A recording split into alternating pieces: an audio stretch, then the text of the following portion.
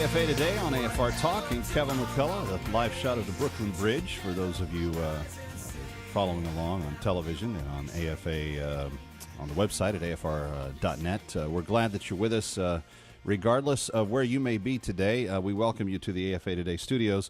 And I'm talking about this story out of Billings, Montana. Actually, Yellowstone County is the place where it originates. But there's a senior high teacher that's been convicted of sex with a minor, 14-year-old female student, which in that particular state, they term rape regardless. It doesn't matter whether she said that she was into it or not. It's bad behavior. It's illegal. They call it sexual intercourse without consent. So he's been charged with that. But the judge gave him 15 years and then basically said, but you only have to serve a month. Now, I don't know how that works. I'm not an attorney.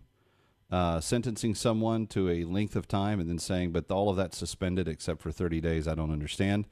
But understandably, the mom has been rather vocal and very disappointed in the judge's actions here. So a question that kind of comes to my mind is, well, first of all, if you're a parent and this happened to you, if you were in the mom's shoes, how do you respond to that? How do you deal with that? How do you begin to make sense of anything resembling justice in life? I mean, that to me would be a big, big undertaking, because what happened is this 14-year-old, just before her 17th birthday, took her own life. And her mom testified in the trial that it had to do with the fact that this relationship with this teacher had been such a,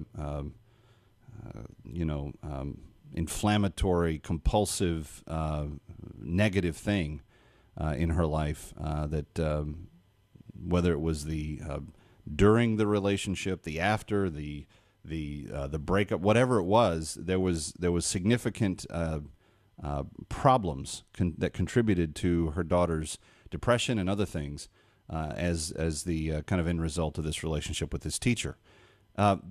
We see teachers and students, we hear about them regularly in the news interacting in this way, and it has become a little, far too commonplace for the average person's well-being. But this is the day and age in which we live, and I keep asking myself the question, how did we get to being a nation that was more or less founded on God and the idea of God and what his idea of justice is, to the place where a teacher can take advantage of a student and get 30 days in prison, and somehow the Justice Department, not the Justice Department, the judiciary of our nation says, oh, that's justice. A judge says that's fair. I'm still of the opinion that if you rape a child, you should be publicly executed. I mean, that's how far out in crazy land I am. But I believe if you rob a child of their innocence, that's one of the worst things that we can do in a culture. And so I'm all for having very, very, very stiff penalties for people that do such things. Anyway, your thoughts. 888-589-8840. Let's go right away to Jesse, who's calling us from Arkansas. Jesse, I appreciate you being with us. You're with Kevin McCullough on AFA Today. Hi. Hey, how you doing? Good. I would like to make a comment on that. You, later after I called, had said another additive, which was how you felt about it and all that. Well, I feel the exact same way. Had I been the parent, I would have had to spend a little time in jail myself, because me and that teacher would have had a beat down. But anyway, that's not the right way to be. But I totally disagree or agree with you on it. I'll tell you why we got to that area. It's absence of morality. You know, we got chaos with absence of morality. We've thrown God out of America, out of everything. We've let too many foreigners come over here with different, religious beliefs and all that. And everybody's trying to be politically correct. And, I think the judge, maybe that dude had something the judge wanted and give him a suspended sentence. I don't know. But it's horrible. Yeah, I thank you, Jesse. I appreciate your call. I don't understand suspended sentences personally. If there is an attorney listening, I would love for you to call and explain it to me, how it works and what the concept behind it is, because it just looks like a big smokescreen to me. Sentence for 15 years, but all of it suspended except for 30 days. I can't comprehend that. Does not compute in my head. Let's go back to the phones. Cody is calling from Tennessee, and Cody's up next on AFA Today with Kevin McCullough. Glad you're with us, Cody. Welcome. Cody, are you there? We lost Cody. Yeah, he just hung up on us. Let's go to Scott in Ohio. Scott, you're next on AFA Today. Glad you're with us. Yeah, thank you, Kevin. I was thinking that the way that we got to this point as a society was basically Hollywood and the horror movies. When I was, I'm 43 years old. When I was younger, you'd see these horror movies and they would show the nudity and all that, and it desensitized us to basically everything evil. So you blame it mostly on the creation of pop culture, particularly where there was no presence of Jesus. Exactly. Yeah. And you could be right. I don't know that that's all of it.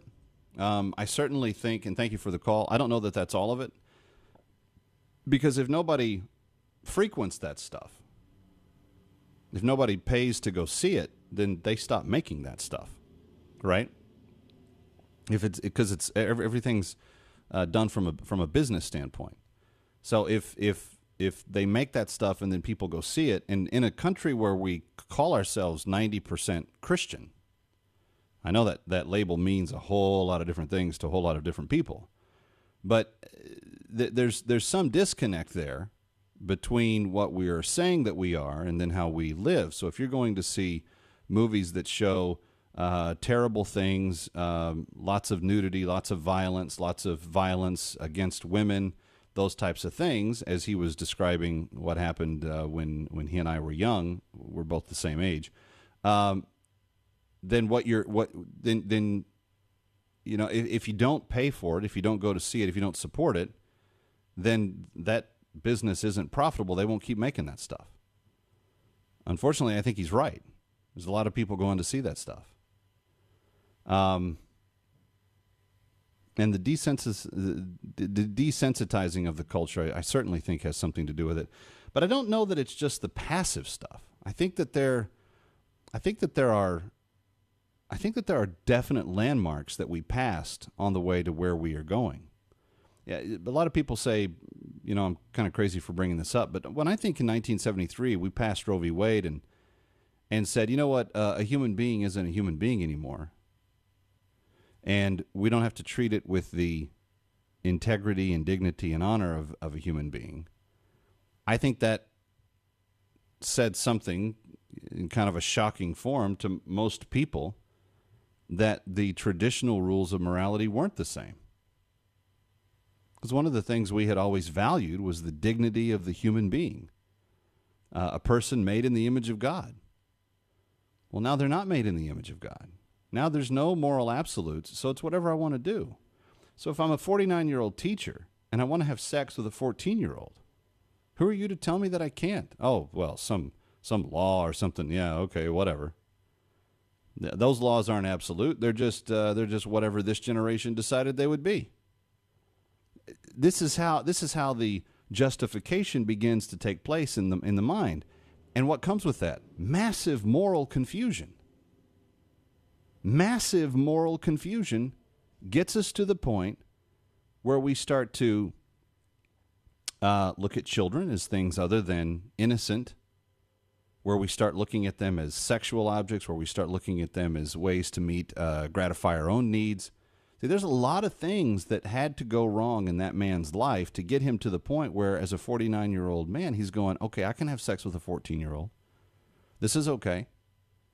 Because I don't think he just, was walking the straight and narrow one day and then turned around and went, okay, now I believe this way. I think there was a long moral decline. And here's a guy, when you think about it, here's a guy that kind of is, whether you're left or right. It doesn't really matter. People look at teachers as, oh, they want to be a teacher. They want to impact the next generation. Normally, the vast majority of teachers we hold in some esteem because we appreciate what they do. They give of themselves to help the next generation. So in some cases, you can make the argument that this guy is actually even kind of above the rest of the crowd because he's a giving person. He's teaching. He wants to challenge students. And it's a person in that situation that finds himself then having sex with the 14-year-old and evidently not thinking that it was a problem. It leads to eventually her suicide. And we end up with 30 days in jail? Not even a year? There's in essence no penalty other than some inconvenience for the length of a month? I don't know. That seems awfully difficult to try to get my head around. You know, just if everything is as it should be, if everything's not as it should be, you can start to track that downward spiral. Let's take more of your calls, 888-589-8840. Let's go to Texas, where Scott is joining us. Scott, welcome. You're on AFA Today with Kevin McCullough. Hi. Hi. I agree with you on this subject, how it's just ridiculous and, as you said, confusing to have someone do something like this and not be held accountable for it. One thing that I have a question about, and maybe you can help with this or give some guidance, is how do we as Christians, and again, that term is different with every single person you ask. Right. But as a community, a Christian community, how do we affect the rest of the community in a positive manner to make things like this not happen anymore? That's like the $25 million question, Scott. And I think that the first thing we have to do is take a personal inventory of our own life. I think the first thing that we have to do is say, how am I living? And what am I doing? And what kind of thinking processes am I putting into my children that I'm directly responsible for as the next generation? What am I doing to give them the grooming helps so that when the culture is heavily invested in complete moral anarchy and confusion, how do I build into their lives a sense of moral centeredness so that they know right from wrong and good from evil? I don't know if people realize it or not, and thanks for the call, Scott. We've got such a heavy investment. The other side is so heavily invested in keeping us morally confused. They're willing to put child rapists back on the street after 30 days because in some bizarro world, 30 days was argued as a just punishment for a 49-year-old under the statutes of the state of Montana of raping a 14-year-old. This is a horrific crime. People minimize it because they say, well, she was partly consenting or gave her permission. It doesn't matter. The law is the law. And people say, well, would you be the same way if he was 17 and she was 14? And maybe I'd have a little more pathos in that situation. I'd say, okay, instead of making him stay in jail for the rest of his life, let's just give him 10 years. But I would still say punishment needs to occur if that's the law. And we understand, where those boundaries. The problem is we don't want to have boundaries. There's a huge section of society that is committed to erasing sexual boundaries. They don't want there to be age limits, family limits, gender limits. And they don't even want you to be able to have the freedom to say that you disagree or, heaven forbid, you actually say you disapprove of their actions. And why is it all so sexual? Why is this the great frontier that seems to be where we're trying to tear everything down? I think it has to do with what Paul told Timothy in 2 Timothy 4, that there will come a day when men love pleasure more than they love God. Pleasure has become our God. We are trying to recreate an entire existence based almost exclusively on the pleasure of sexual feeling. That's a weird world to be in. It presents some very troubling dilemmas, especially when you see kind of the nonchalant lack of conviction about anything related. A judge, well, all right, technically he shouldn't have done it, but well, we'll give him. I'll give him 15 years, and I'll suspend it down to 30 days. Go ahead, pay your fine. Maybe I'm just really, really super old-fashioned, but that's difficult for me to accept as a father who hopes to have a daughter someday.